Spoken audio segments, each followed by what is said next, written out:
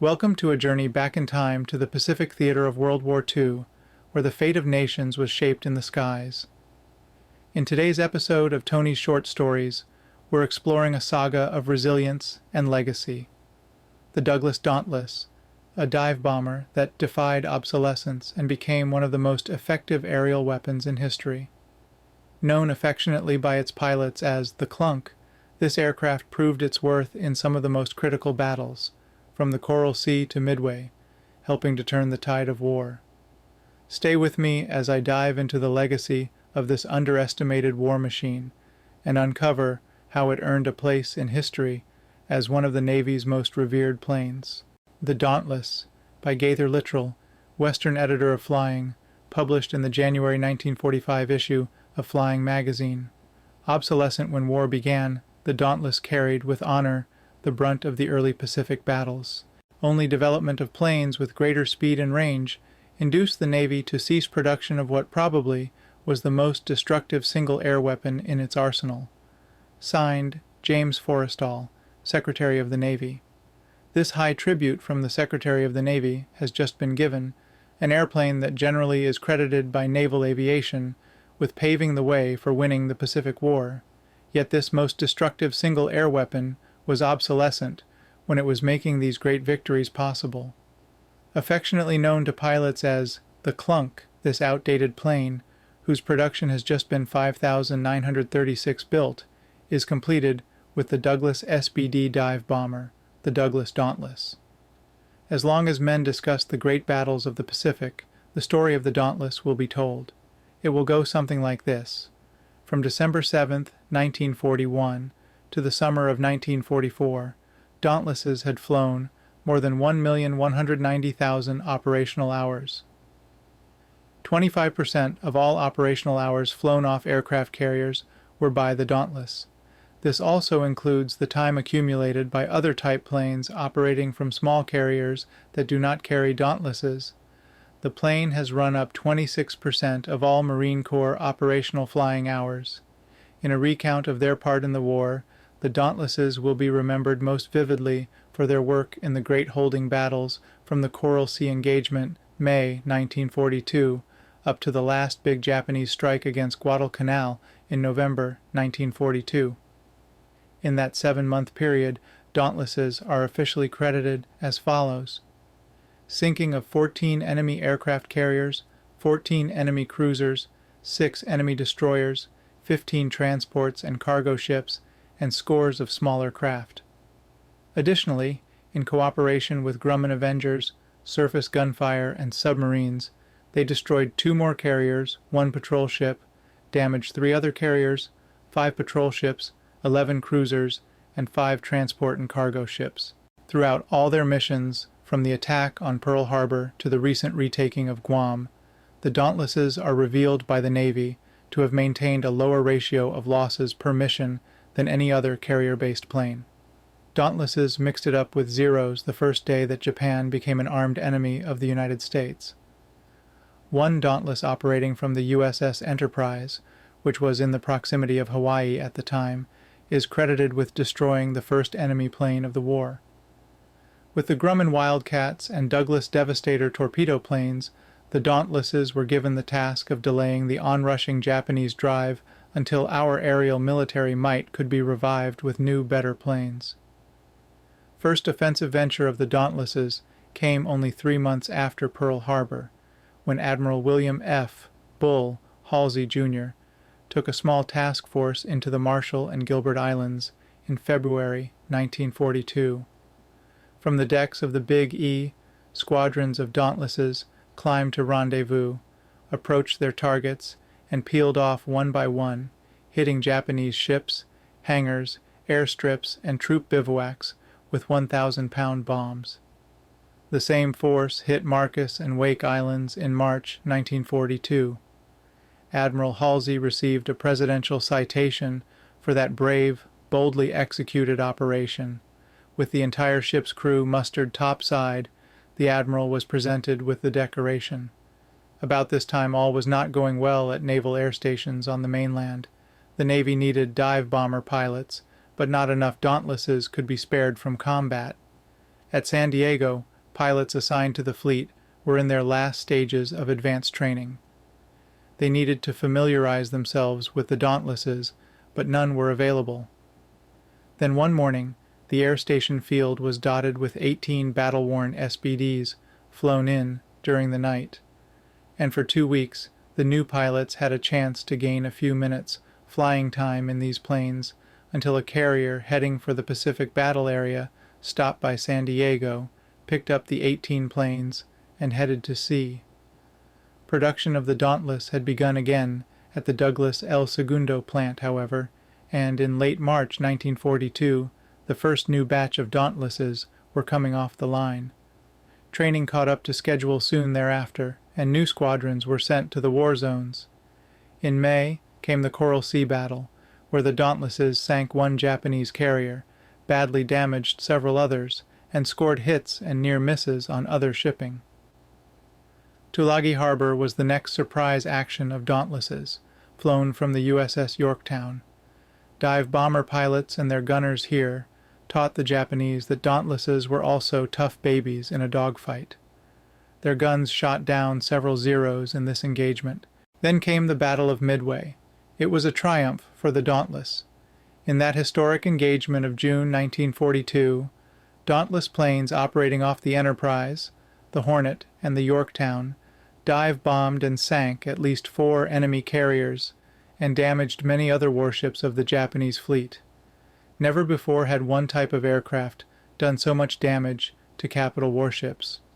Dauntlesses, which had fought their way through the violent fighter and anti-aircraft opposition, were returned to Pearl Harbor after the battle. Here the pilots and ground crews became aware of the sturdiness of the Dauntless. Many had gaping wounds in their wings, fuselages, and tail surfaces. It seemed incredible that an airplane could absorb such punishment and still manage to return to the carrier for a landing. In the summer of 1942, the carrier fleet moved into the South Pacific. There the Dauntlesses carried on the tedious work of flying long search patrols ahead of the fleet and hovering in protection over the task forces hour after hour. The Dauntless bore the flying burden. In the fall of 1942, the U.S. Marines landed on Guadalcanal, with Dauntlesses spearheading the attack. When Henderson Field was secured, Dauntlesses landed and began operations as shore-based bombers and patrol planes. Marine Corps pilots put them to work in as trying a test as any aircraft has undergone. With only a few Dauntlesses, the Marine flyers covered the long stretches northwest of Guadalcanal, flying night and day to spot the Tokyo Express, the enemy's fast-moving cruiser and destroyer forces, which attempted to carry replacements almost daily from Bougainville to Guadalcanal. Usual procedure followed by Dauntless Marine pilots was to take off in the afternoon from Henderson Field and attack the Tokyo Express in clear daylight. At night, they would attack docks, where the ships that had withstood the afternoon bombings were unloading troops. And then, in the mornings, the Dauntlesses would fly out to attack the Japanese ships as they headed back to Bougainville. This round-the-clock operation permitted only the barest minimum of upkeep. The worst days for the Dauntlesses were over by the end of 1942, when more and more planes of different types were poured into the Pacific area. The Dauntless no longer had to carry the terrific load virtually alone. The Dauntlesses still had an active part to take, though. When the drive started up the Solomon's chain, these planes were given the hazardous job of pinpoint objective bombing, such as gun emplacements, barges, fortifications, radio communication centers, and stubborn points of resistance. As the Marines continued to advance, so did the Dauntlesses, operating from one new landing field after the other. When the carrier offensive was renewed in the summer of 1943, Dauntlesses were the old reliables once again. But this time, they were strictly on the offensive in the Central Pacific. They took part in the first small-scale carrier strike at Marcus Island on September 1st, right up on and through the attacks on Wake, the Gilberts, the Marshalls, Truk, Rabaul, Palau, Hollandia, Saipan, and Guam. And the Dauntless was considered obsolete. No one knows that better than E. H. Heinemann, Dauntless project engineer and currently chief engineer of the Douglas El Segundo, California plant, where the last Dauntless was just completed. He says, "The Dauntless was a pre-war combat plane and has been repeatedly considered obsolescent. As late as June 1941, it was stated by high-ranking officers that it was dead, and that there would be no further orders. While it is true that performance is not all that is desired, it still is the only unrestricted dive bomber in service in this country." The Dauntless was conceived back in 1934. At that time, John K. Northrop, one of the leading aeronautical geniuses of the nation, headed the Northrop Aircraft Company, Inc. This later became Douglas's El Segundo division and is not to be confused with Northrop Aircraft, Incorporated, now in operation at Hawthorne, California. Northrop was personally in charge of the engineering department and shop. Associated with him was Ed Heinemann. That year, the company received an invitation from the Navy Department, Bureau of Aeronautics, to bid on a dive bomber. The company also was in the throes of developing a plane for the U.S. Army, which later became known as the A-17A. Northrop selected Heinemann as project engineer on the Navy job, and Heinemann prepared the initial drawings and bid. Those were tense, exciting 18-hour working days for Northrop and Heinemann. The dive bomber bid was on a competitive basis, with Northrop arrayed against the engineering talents of Brewster, Vought, Curtiss, and Great Lakes aviation companies. It was a gratifying triumph for these men when the Navy Department accepted their bid and awarded Northrop a contract for one experimental XBT-1 dive bomber. Engineering work and the experimental model were completed in 1934 and 1935. After 6 months of tests and incorporation into the plane of Heinemann-designed perforated or Swiss cheese type dive flaps, the first XBT-1 was delivered to the Navy at Anacostia in December 1935. Meanwhile, the other companies were eliminated because the Brewster was late in completion and developed so many difficulties that only a few were built, although it was reported faster than other planes designed. The Great Lakes design was a biplane which was eliminated because it was of much less advanced design. The Vought had the best performance but was seriously handicapped in diving because it relied upon the propeller as a dive brake. This was a constant source of trouble and required that the plane be operated under serious restrictions. The Curtiss was also a biplane which had been under construction in earlier design for several years. It was purchased in moderate quantity but was discontinued because of obsolescence. The difficulties of designing a successful dive bomber can be understood, explains Heinemann, when it is considered that of the 5 original competition contenders, only the Dauntless was sufficiently successful and rugged enough to endure this length of time. Furthermore, the famous Curtiss Helldiver, the result of a design competition held in the summer of 1939, has only recently come into service. After conducting its own tests on the XBT-1 for 2 months, the Navy accepted it as a satisfactory service type, and a contract for 54 BT-1s was awarded in 1936. "I remember how our small company was striving for business at that time," Northrop recalls, "and what a tremendous boost it gave all of us when the contract was awarded. Why, 50 airplanes then was comparable to an order for 500 today." Although it was not the same airplane, the BT-1 was similar in many respects to the A-17A, and the engineering done in advance on the A-17A served as a guide in the construction of the BT-1. Both were of multicellular monocoque structure, had the same aerodynamic characteristics and airfoil sections, the same engines and similar flaps, although the BT-1 incorporated improved flaps which served as dive brakes. The A-17As had a wing spread of 48 feet, whereas the BT-1 had a span of 41.5 feet, the wings purposely shortened for carrier operation. Other dimensions differed correspondingly. During 1937, while the delivery of BT-1s was being delayed by a company strike, engineering was begun to convert the BT-1 into a new model designated the XBT-2. This airplane had a fully retractable landing gear and a Wright Cyclone engine instead of the Pratt & Whitney engine installed in the BT-1s. It was flown in April 1938 and delivered to the Navy for trials. It is interesting to note that in 1938, experiments with a BT-1 carrying a tricycle landing gear were conducted. The gear was abandoned as unsuitable shortly after. Northrop assisted in the development of the XBT-2, but in the latter part of 1937, he sold his stock in the Northrop Company to Donald Douglas, who turned the plant into what is today the El Segundo division of the Douglas Aircraft Company, where all Dauntlesses were produced. Northrop left Douglas on January 1, 1938. A contract was obtained for a production quantity of BT-2 airplanes in February 1939. With this order came a change in the Navy designation.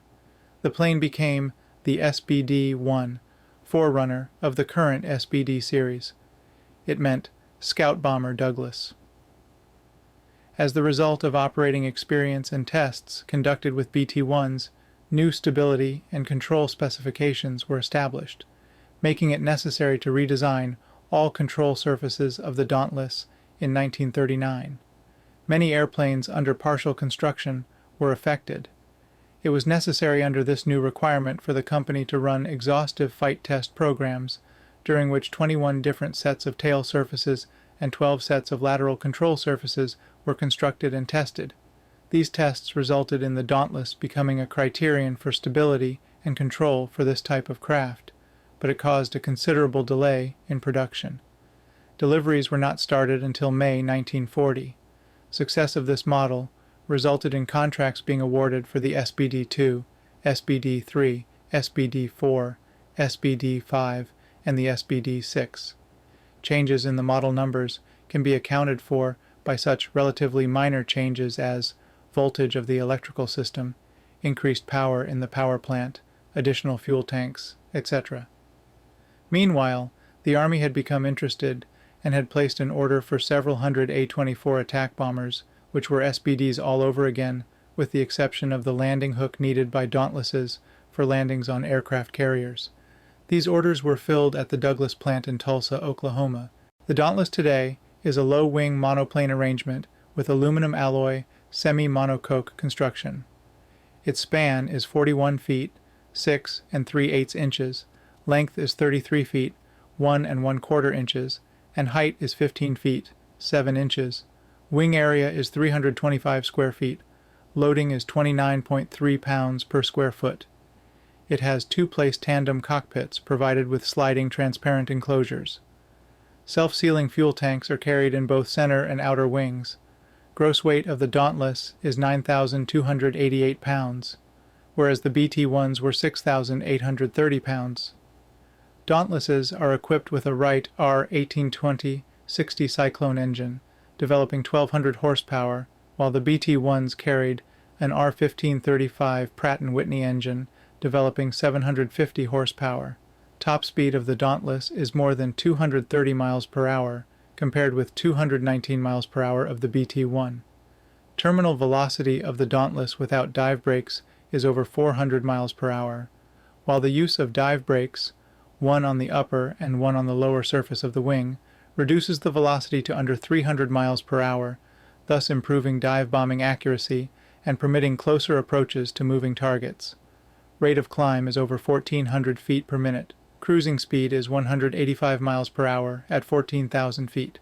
A bomb rack and displacing gear are provided under the fuselage for carrying and displacing either one 500-pound or one 1,000-pound bomb in vertical dives. One rack also is provided on each outer wing for bombs in all sizes from 100 to 500 pounds, as well as depth charges and chemical tanks.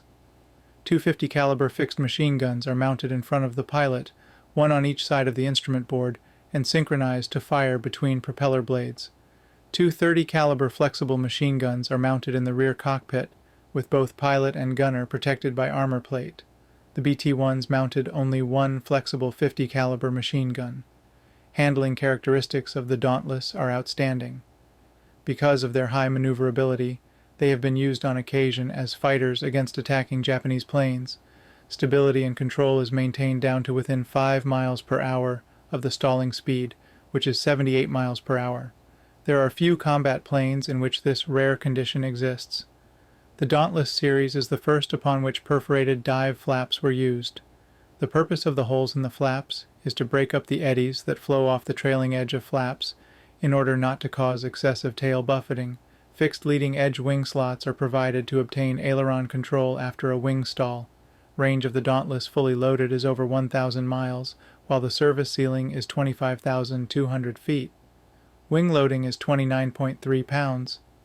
To show how cost declines in aircraft building with volume production, it is revealed that it cost more than $85,000 to produce the XBT-1, while the 5,936th and final Dauntless to come off the line cost approximately $29,000.